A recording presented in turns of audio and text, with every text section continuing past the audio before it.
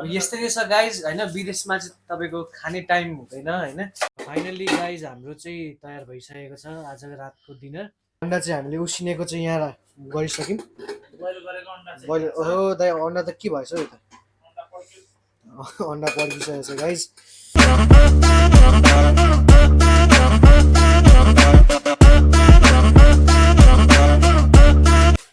Hello guys and welcome back to my new vlog. So फेरि पनि आज एउटा नयाँ भ्लग लिएर आएको छु र आज चाहिँ रातिको 12 बजिसकेको छ, एकदमै ढिलो भइसकेको छ। त्यसै कारण आज हामी चाहिँ चाउचाउ पकाएर खानेवाला छौँ। सो आजको भ्लगमा हजुर सबैजना स्वागत छ र हामीसँग हुनुहुन्छ हाम्रो विनोद दाई यो वाइ र हामी यो 2 PM छ। 2 PM चाहिँ आज हामी पकाएर खान्छौँ। एकदम स्पाइसी वाला है गाइस, यो 2 PM चाहिँ एकदमै स्पाइसी। हजुरले हेर्न सक्नुहुन्छ 2वटा करेन्ट अनि त्यसबाट 1 2 3 4 5 6वटा वाइ मिसाएर हामी पकाउँछौँ होइन। अन्डा पनि छ यहाँनिर अन्डा। अनि अन्डा चाहिँ हामीले उसिनेको चाहिँ यहाँ गरिसक्यौँ। बोइल ओहो दाइ अन्डा त के भएछ हौ यो त अन्डा पड्किसकेको छ गाइज। र अब चाहिँ हामी यसलाई सबै यहाँ राख्छौँ। यहाँ राखिसके पछाडि एकैचोटि यसलाई मिक्स गरेर अनि तातो पानीमा हाल्छौँ। हाम्रो तातो पानी चाहिँ यहाँ तात्दैछ है। यो मजाले तातिसके पछाडि यसमा हामी यो चाउचाउ हाल्छौँ। सबै चाउचाउ चाहिँ हामी अब मजाले यहाँ राख्छौँ सबै चाउचाउलाई। अब यस्तै रहेछ गाइज होइन, विदेशमा चाहिँ तपाईँको खाने टाइम हुँदैन होइन। त्यसलाई हामीले अब कभर गर्नुपर्ने हुन्छ। अब कहिलेकाहीँ यसरी ढिलो आइन्छ, ढिलो आएको बेला चाहिँ अब बिहान पनि छिटै उठ्नुपर्ने हुन्छ। त्यो कारणले भात खाएर पकाएर सुत्न अलिक भ्याइँदैन। त्यसै कारण हामीले आज खाँदैछौँ नि दाइ चाउचाउ चाहिँ एकदम छिटो पनि हुन्छ, अन टाइम पनि हुन्छ। टक्क पकायो उमाल्यो खायो होइन, एकदम छिटो छानिन्छ मिठो। विनोद दाइले अब यो सबै चाउचाउलाई यहाँ हाल्नुहुन्छ। हल्का बोइल यसलाई कस्तो गर्नु दाइ, बोइल गरेर अनि अन्डा फ्राई हो। यो चाहिँ हाम्रो यहाँ छ होइन, सबै मजाले बोइल गर्ने। बोइल गरिसकेपछि भाइले यहाँ काट्दै पनि छ प्याज। पारस चाहिँ हाम्रो यहाँ कटिङ मास्टर हो। अब चाहिँ दाइले यहाँनिर हाम्रो 2 PM चाउचाउ पनि हाल्दै हुन्छ। 2 PM चाहिँ एकदमै पिरो हुन्छ गाइस। यो सबै मसला चाहिँ हामी कतिखेर हाल्छौँ, लास्टमा हाल्छौँ है। यहाँनिर चाहिँ हाम्रो लगभग 8वटा चाउचाउ छ, 6वटा वाइ र 2वटा चाहिँ 2 PM छ है। अब यतिको चाहिँ हामी खाने चाहिँ 5जना छौँ। सो 5जनालाई यतिले हामीलाई इनफ त हुँदैन, तर पेट चाहिँ भर्छ यतिले। भाइले चाहिँ यहाँ धनियाँ पनि काट्दैछ। भाइको ल पारस भाइ बढी देखेको तिम्रो म यो हो नि त बढी। ल खुर्सानी चाहिँ यहाँ छ है। यसलाई चाहिँ विनोद दाइले मजाले चलाउँदै हुनुहुन्छ। यहाँ धनियाँ र प्याज काटिसकेको छ। अब यो चाउचाउलाई चाहिँ हामीले एउटा राइस कुकरमा खनाउँछौँ स्टोर गर्नको लागि। हाम्रो चाउचाउ चाहिँ यहाँनिर तयार भइसकेको छ है। टक्क मजाले बोइल भइसकेको छ। यसलाई चाहिँ हामी एकछिन छोपेर राख्छौँ। र केटाहरूले अब तेल ल्याउन बिर्सिन्छन् होइन। म चाहिँ जाँदैछु अब तेल लिन। रुम पनि हाम्रो नजिकै छ किचनदेखि।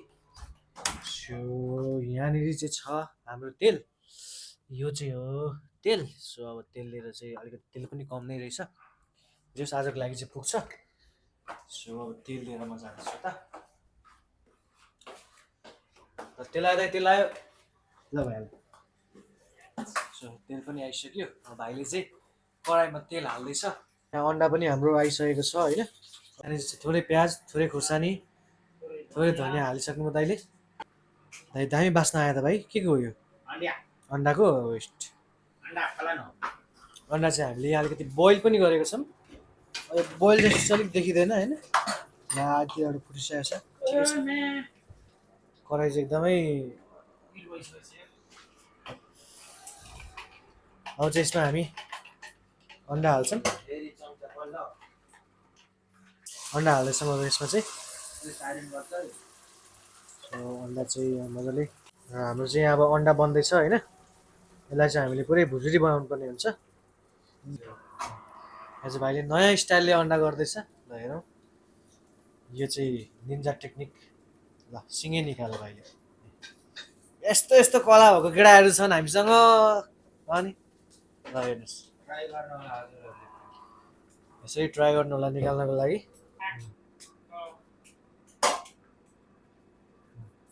थोरै छ है आज आइरनमा चाहिँ फेरि यसमा चाहिँ हामी तेल हालेर अब मेन आइटम चाहिँ हामी तयार गर्छौँ यहाँ। तेल हल्का तातिसकेको छ। अब चाहिँ यसमा चाहिँ हामी प्याज हाल्छौँ, थोरै प्याज राख्छौँ यसमा। अब हल्का यसलाई चलाइसके पछाडि फेरि यसमा हामी खुर्सानी राख्छौँ। यसमा चाहिँ यो प्याजलाई चाहिँ अलिकति गोल्डन ब्राउन बनाउन एकदमै जरुरी छ, जसले चाहिँ टेस्टलाई अलिकति इन्हान्स गर्छ र प्याजको अलिकति फ्लेभर चाहिँ हल्का यो गोल्डन ब्राउन भए पछाडि मात्रै यसको रियल टेस्ट चाहिँ बाहिर निस्किन्छ गाइस। सुरुमा हल्का हल्दी, थोरै जिराको धनियाँ, जिराको धनियाँ अरे जिराको पाउडर थोरै मरिचको पाउडर र हाम्रो यो चाहिँ पाकिसकेको छ। अब यसमा हामी हाल्छौँ चाउचाउ, जुन कि हामीले अगाडि नै बोइल गरिसकेको थियौँ। अब यो चाहिँ हामी यसमा राख्न गइरहेछौँ।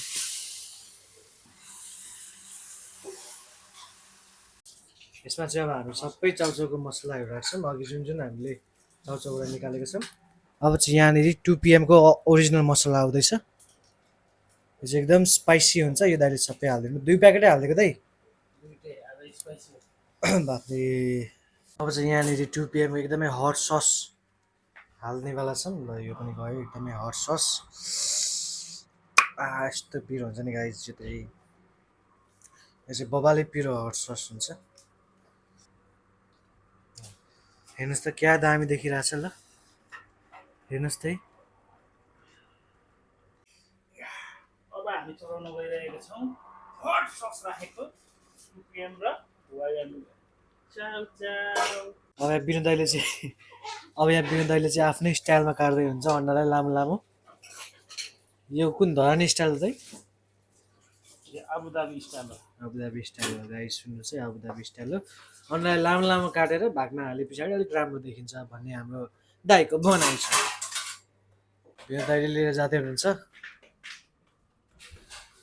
यहाँनिर। यसलाई चाहिँ अब हामी टक्कसँगलाई यहाँ राख्छौँ हाम्रो इलाकामा। टक्क रेडी भइसक्यो। लाउनु पर्ने दाइ, उठ्नु। अनु दाइको पनि अब यहाँ के गर्दै हुन्छ अन्त मेरो भिडियो हेर्दै अनु दाइ। ल मेरो भिडियो हेर्दै हुन्छ अनु दाइ। ल र दाइले चाहिँ अब हामीले सर्भ गर्दै हुनुहुन्छ विनोद दाइले। हामीलाई चाहिँ विनोद दाइको पस्केको खाने बानी भइसक्यो। विनोद दाइले सार्दै हुनुहुन्छ।